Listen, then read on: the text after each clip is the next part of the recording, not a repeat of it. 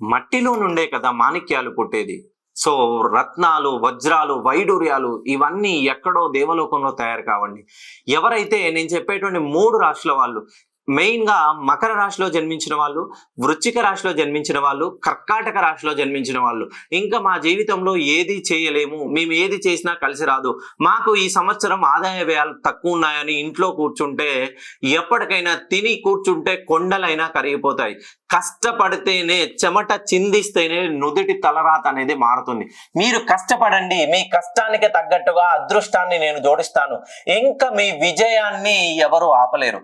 Main గా ఈ 3 రాశుల్లో జన్మించిన వాళ్ళకి ఈ రాబోయే భీష్మ ఏకాదశి అనగా జనవరి 29 నుండి అద్భుతంగా మీరు పట్టు వదలని విక్రమార్కుల్లాగా ప్రయత్నిస్తే విజయం మీకు వరిస్తుంది.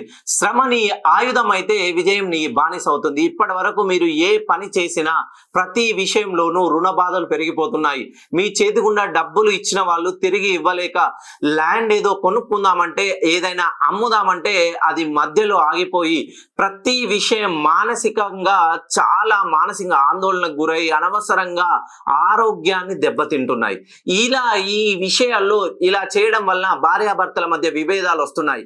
ఎవరైతే ఈ 3 రాశుల్లో జన్మించారో, కర్కాటక రాశిలో జన్మించిన, వృశ్చిక రాశిలో జన్మించిన, మకర రాశిలో జన్మించిన వీళ్ళకి 3 విషయాల్లో వీళ్ళు జాగ్రత్తగా ఉండాలి. చదువు, ఆరోగ్యం, వ్యాపారం. ఈ 3 విషయాల్లో వీళ్ళకి ఏదో ఒక విషయంలో ప్రతిసారి ఏదైనా ఒక అడుగు ముందుకేద్దామంటే 1000 అడుగులు వెనక్కి లాగినట్టుగా అనిపిస్తుంది.